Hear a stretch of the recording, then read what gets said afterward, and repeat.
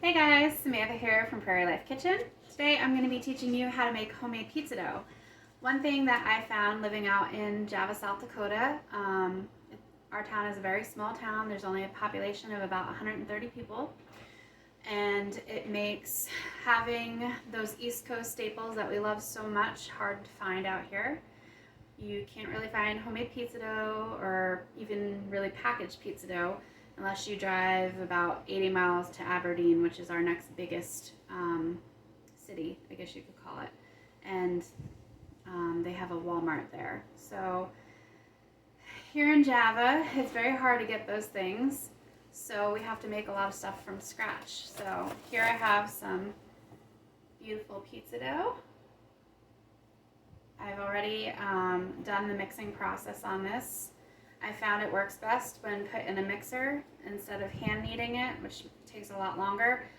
On a stand mixer, you can have this ready in about 10 minutes, and then you will have to set it aside, of course, to let it proof. So yeah, let's get to it.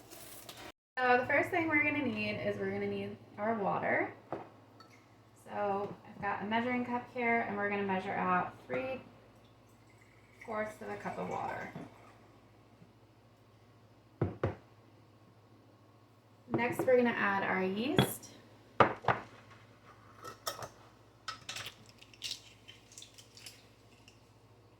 And we want about a 1/2 teaspoon of yeast.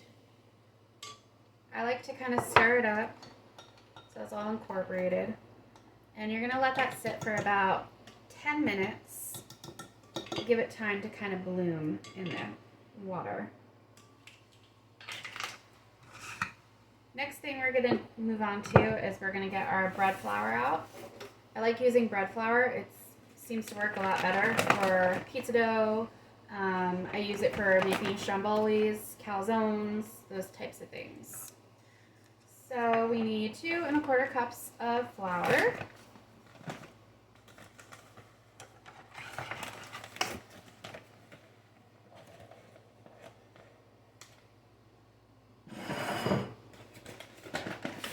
And I've got a little glass bowl here. I'm just going to put it in until we're ready to put it in the mixer.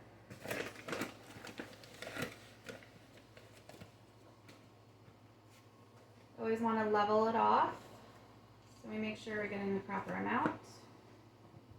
Just 2, and we need a 1/4 cup.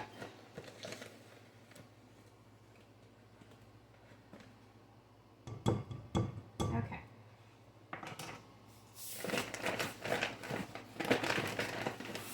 Next, we're going to add in some sugar.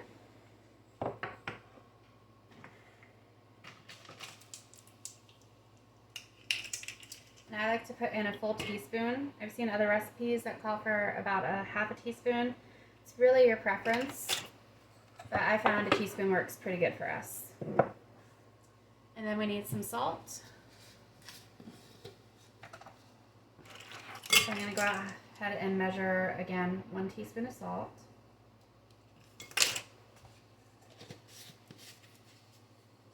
And that is it for our dry ingredients. So we're going to wait for our yeast to bloom. Again, that's about 10 minutes. And then we will incorporate everything into the mixing bowl.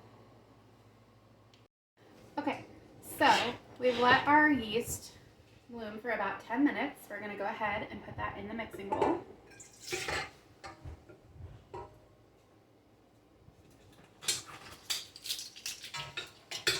Very important that we get all of the yeast out and into the bowl.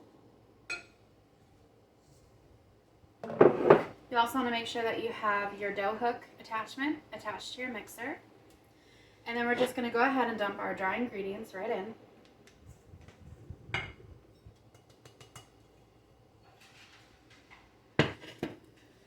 And then we're going to add about 2 tablespoons of extra virgin olive oil.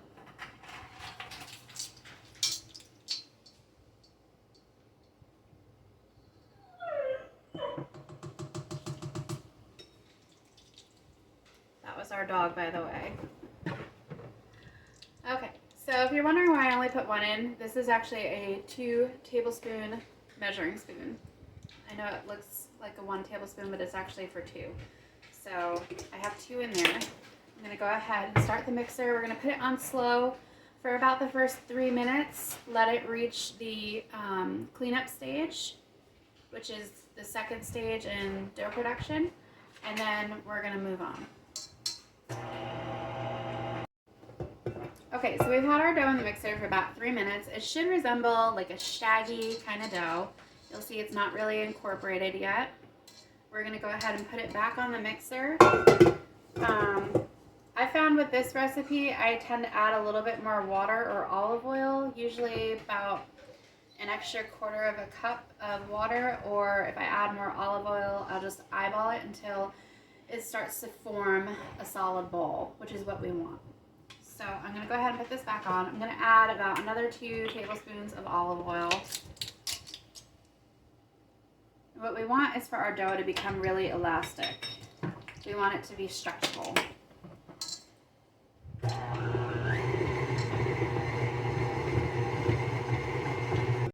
So I added the extra 2 tablespoons of olive oil. I also added a little bit more water. I put an extra 2 tablespoons of water in because it wasn't coming together. It was still really dry. So as you can see, it's really tacky.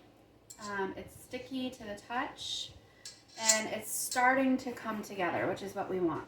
So we're going to go back on the mixer, and we're going to mix this on a high speed for about 10 minutes. We really want the dough to come together. You should notice that after 10 minutes of mixing, it's no longer sticky or tacky to touch. It'll be firm, and it'll be a solid ball, which is what we want. So our dough has been on the mixer now for 10 minutes. You want it to be about 80 to 85 degrees is the perfect temperature. I just measured mine and it's at 79.1, which it's okay. It'll be okay at that. You'll notice when you take it out of the bowl, out of your mixing bowl, the ball itself becomes more solid. It's not tacky. You can touch it. It doesn't stick to your fingers anymore. And it's just cohesive and all incorporated really nicely, which is what you want. So what you're going to do after this is you're going to want to spray a glass bowl and set your dough inside of it. You'll spray it with some olive oil spray and cover it with plastic wrap. Leave it sit out at room temperature for about an hour to let it proof, and then you can go ahead and roll it out and start making your pizza. So I've got some olive oil spray here. I'm just going to lightly grease this glass bowl that I've got. Give it a good spray. We're going to set our dough down inside of it. I've got some cling wrap. And we're just going to cover it up and set it aside and let it do its job. It's got to proof for 1 hour. And then it'll be ready to work with.